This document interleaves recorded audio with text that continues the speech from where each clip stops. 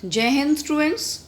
Today we'll discuss the remaining topics of the chapter 1 History, the French Revolution. In the last lecture we had discussed the day of 14 July 1789 जहाँ पे काफ़ी सारे लोग इकट्ठा हो गए थे and they had destroyed the Bastille. Bastille एक प्रिजन था and it shows the despotic power of the king.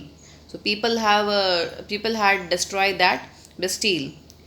और हमने पढ़ा था कि 1774 में जो Louis 16 belong from Bourbon family became the king of France and at the age of 20 he married to princess of Austria Marie Antoinette.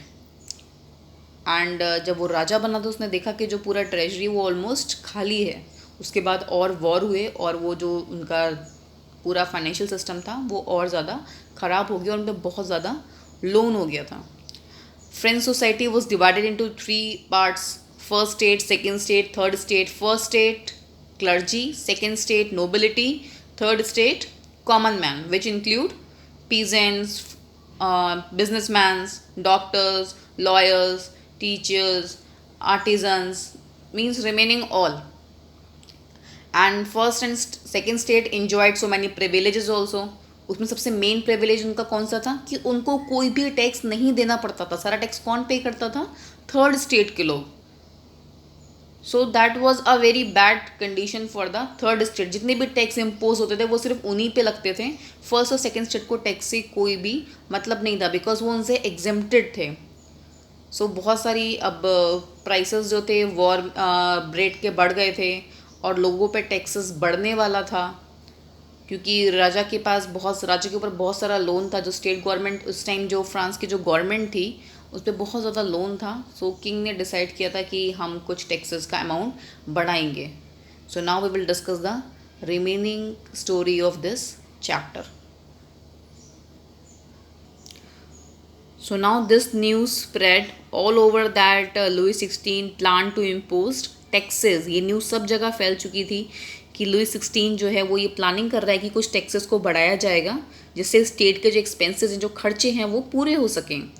And people became so angry. लोग बहुत ज़्यादा गुस्सा हो गए बिकॉज टैक्स तो सिर्फ उनको देना था. सो दे डिसाइड कि हम जो ये प्रिविलेज का सिस्टम है इसके अगेंस्ट प्रोटेस्ट करेंगे. उस टाइम पे जो किंग होता था उसके पास सिर्फ अकेला वो डिसाइड नहीं कर सकता था कि टैक्सेस का अमाउंट कितना बढ़ेगा. For this he had to call a meeting of the states generals. को स्टेट जनरल्स की एक मीटिंग बुलानी पड़ती थी एंड सब मिलकर डिसाइड करते थे. लास्ट टाइम 1614 में ये मीटिंग हुई थी.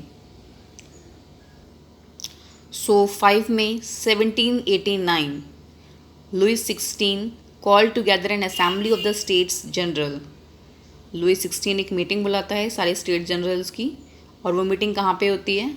हॉल इन वर्साइल. जो वर्साइल में उसका एक बहुत अच्छा हॉल बना हुआ था वहाँ पे ये मीटिंग होती है. अब उसमें तीनों स्टेट्स के लोग आते हैं. From first states 300 members and from second state also 300 members. दोनों स्टेट से 300 मेंबर्स आते हैं और दोनों ये जो मेंबर्स होते हैं फर्स्ट स्टेट के सेकेंड स्टेट के they sit front of each other. Means in one row the member of first state और उसके जस्ट अपोजिट वाली चेयर्स पे कौन बैठा होता है? सेकेंड स्टेट के member. Now third state. Third state से कितने मेंबर आते हैं? 600 मेंबर्स. उसमें मेनली कौन से मेंबर्स होते हैं? जो उस सेक्शन के एजुकेटेड मेंबर्स थे बट उनके बैठने के लिए कोई सीट्स नहीं थी. तो वो उन चेयर्स पे जहाँ पे फर्स्ट और सेकेंड स्टेट के लोग बैठे हुए थे उन चेयर्स के पीछे जाके वहाँ पे खड़े हो जाते हैं. नाउ अब इसमें से भी कुछ ऐसे लोग थे जिनको उस मीटिंग में आना अलाउ ही नहीं था. कौन थे वो लोग? They were peasants, artisans and women. They were denied entry to the assembly. उनको एंट्री ही नहीं थी कि वो असेंबली में एंटर कर सकें. The people of third state they came with their demands. Their demands was listed in 40,000 letters. उनकी जो डिमांड्स थी वो अराउंड 40,000 लेटर्स में थी. इतनी डिमांड्स थी उनकी बिकॉज वो चाहते थे कि जो सिस्टम है इसका प्रिविलेजेस सिस्टम इसको फिनिश होना चाहिए because they want equality. They said कि हम सारा टैक्स क्यों पे करें? Why first state and second state not paying any tax? So they want to change this system. And what happened in that type of meetings? उस meeting में उस time पे क्या होता था कि that each state had one vote. हर स्टेट के पास 1 वोट होता था. For example first state having 1 vote, second state having 1 vote, third state is also having 1 vote. So Louis 16 ने सेम प्रैक्टिस को ही कंटिन्यू किया था. मीन्स आज भी ऐसा ही होना था कि जो भी डिसीजन होगा उस पर फर्स्ट स्टेट, सेकेंड स्टेट और थर्ड स्टेट अपना वोट देंगे. मीन्स एक ही वोट काउंट होगा पूरे स्टेट से. But members of the third state demanded that voting now be conducted by the assembly a whole, where each member would have 1 vote. But जो third state के member थे वो ये जानते थे कि जो फर्स्ट और सेकंड स्टेट के लोग हैं वो किंग के टैक्स को यस कहेंगे और उन पर फिर से टैक्स इम्पोज कर दिया जाएगा. सो उन्होंने ये डिमांड करी थर्ड स्टेट के मेंबर्स ने कि जो वोटिंग है उसको असेंबली में एज अ होल कंडक्ट करा जाए. मीन्स हर मेंबर का एक वोट होना चाहिए. उनका सिस्टम क्या था कि 1 स्टेट का 1 वोट होगा. बट थर्ड स्टेट के मेंबर्स ने कहा कि हर मेंबर के पास एक वोट होना चाहिए जिससे हर कोई अपने अकॉर्डिंग बता सके कि ही वांट दैट और नॉट. बट किंग ने इस प्रपोजल को रिजेक्ट कर दिया और जो मेंबर ऑफ थर्ड स्टेट हैं दे वॉकड आउट. वो वहाँ से उठ के बाहर चले गए. Representatives of the third state viewed themselves as spokesman for the whole French nation. और बिकॉज थर्ड स्टेट के लोग बहुत ज़्यादा गुस्से में थे बिकॉज किंग ने उनके प्रपोजल को रिजेक्ट कर दिया था और वो जानते थे कि किंग उन पर टैक्स लगा सकता था और सारा टैक्स वो क्यों पे करें. सो दे वर सो एंग्री. सो उन्होंने डिक्लेयर कर दिया कि हम फ्रेंच के स्पोक्स पर्सन हैं and we will do something for changing this system. So 20 June 1789 में वर्साइल के टेनिस कोर्ट में वो सब लोग इकट्ठा होते हैं and they declare themselves a national assembly. वो अपने आप को क्या डिक्लेयर कर लेते हैं एज अ नेशनल असेंबली. और ये डिसाइड करते हैं कि not to disperse till they had drafted a constitution for France that would limit the powers of the monarch. कि हम तब तक यहाँ से नहीं जाएंगे जब तक हम फ्रांस के लिए एक कॉन्स्टिट्यूशन नहीं बना लेते हैं और उस कॉन्स्टिट्यूशन के अकॉर्डिंग जो मोनार्च है, जो राजा है, उसकी जो पावर्स हैं उसको लिमिटेड कर दिया जाएगा. मीन्स ऐसा नहीं होगा कि जो किंग चाहेगा वही होगा, उसकी पावर भी लिमिट होंगी. और उनको लेड किसने किया था? मिराबियू एंड एबेसियस ने. जो मिराबियू थे वो एक नोबल फैमिली से थे. Nobel family means nobility, means second state से बिलोंग करते थे. मिराबियू के पास भी बहुत सारे प्रिविलेजेस थे, टैक्स नहीं देना, थर्ड स्टेट के लोगों से काम करवाना. लेकिन मिराबियू जो थे वो इन सारे प्रिविलेजेस के अगेंस्ट थे. वो इन चीज़ों को नहीं मानते थे. ही सेड कि सब लोग इक्वल हैं, सबको इक्वल अमाउंट टैक्स देना चाहिए. No one is upper, no one is lower, all are equal. Mirabeau की जो स्पीचेस हैं वो बहुत पावरफुल होती थी. एबेसियस जो थे एक प्रीस्ट थे, वो भी सिस्टम के अगेंस्ट थे एंड उन्होंने एक बुक लिखी थी. The name of the book was that what is the third state. So these were the 2 persons who led this meeting of that at the time of drafting the constitution, Mirabeau and Abbassius.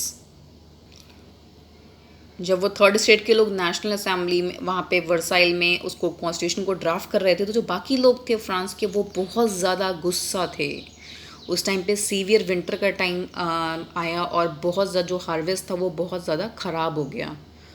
जितनी फसल थी वो ख़राब हो गई और इससे क्या हुआ, जो प्राइसेस थे ब्रेड के वो बहुत ज़्यादा बढ़ गए. लोग बहुत लंबी लंबी लाइंस में खड़े होते थे एंड उनको बहुत ज़्यादा वेट करना पड़ता था उसको ब्रेड को लेने के लिए. और एट लास्ट उनको बोला जाता था कि ब्रेड जो है वो फिनिश हो गई. और कभी कभी लोग ब्रेड के लिए लड़ने भी लगते थे. तो कंडीशन जो थी वो बहुत ज़्यादा ख़राब हो चुकी थी and people were angry about the system of the king. उनको समझ नहीं आ रहा था कि हमें क्या करना चाहिए. तो दे डिसाइडेड कि हम किंग के अगेंस्ट प्रोटेस्ट करेंगे. और फिर वो दिन आता है 14 जुलाई 1789 when the people destroy the Bastille. जो वो प्रिजन होता है उसको डिस्ट्रॉय कर देते हैं. यहाँ से हमारी स्टोरी स्टार्ट हुई थी. सो नाउ विल डिस्कस कि अब स्टोरी उस डेट के बाद क्या हुआ. जो र्यूमर्स हैं ये विलेज टू विलेज फैल जाते हैं उस टाइम पे कि जो सेकेंड स्टेट के लोग हैं, second state means the nobility हैं, उन्होंने कुछ लोगों को भेजा है उनकी क्रॉप्स को डिस्ट्रॉय करने. फार्मर्स के पास ये न्यूज़ स्प्रेड होती है that rumour was there that second state people was send some persons to destroy their crops.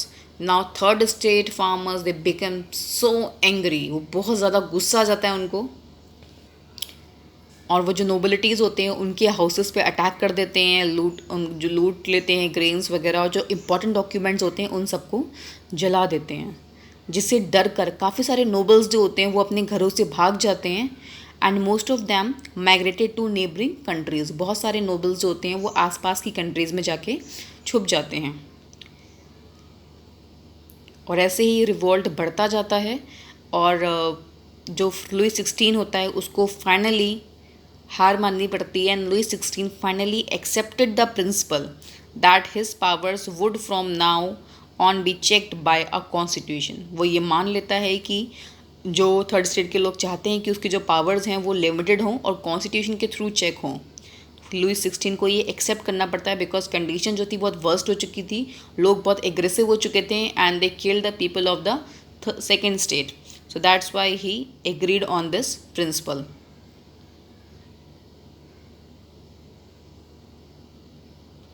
सो 4 अगस्त 1789 को कुछ चेंजेस करे जाते हैं कि अब कोई प्रिविलेजेस सिस्टम नहीं होगा। मींस फर्स्ट स्टेट और सेकंड स्टेट के पास कोई स्पेशल राइट नहीं होगा, सब लोग बराबर होंगे। जो किंग की पावर है मींस लुई 16 की पावर वो रिड्यूस कर दी जाएगी।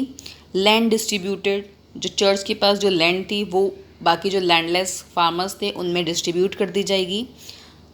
डायरेक्ट टैक्स जो था टेली उसको ख़त्म कर दिया जाएगा, direct tax tally was ended on that time. तो ये चेंजेस उस टाइम पे करे गए थे 4 अगस्त 1789 में।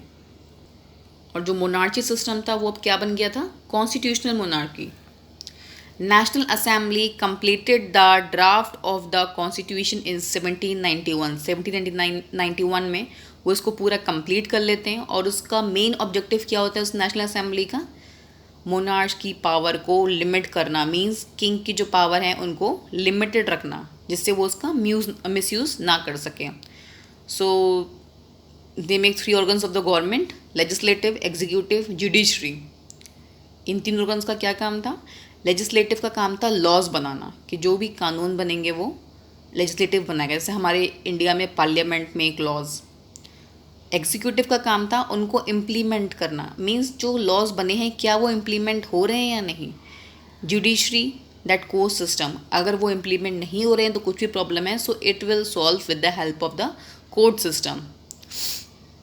सो उस टाइम पे 28 मिलियन पॉपुलेशन थी, बट उसमें से सिर्फ 4 million people allowed for voting.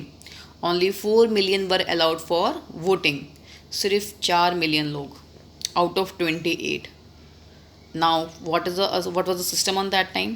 जो 4 मिलियन पीपल थे वो 50,000 इलेक्टर्स को चूज़ करते थे और एक जज को, और इन 50,000 इलेक्टर्स में से ही 745 मेंबर्स चूज़ किए जाते थे through the system of voting, जो किंग पर और मिनिस्टर्स पे कंट्रोल रखते थे, मींस उनकी पावर्स को, ताकि वो ज़्यादा पावर्स को यूज़ ना कर सकें या फिर कुछ भी मिसयूज़ ना कर सकें।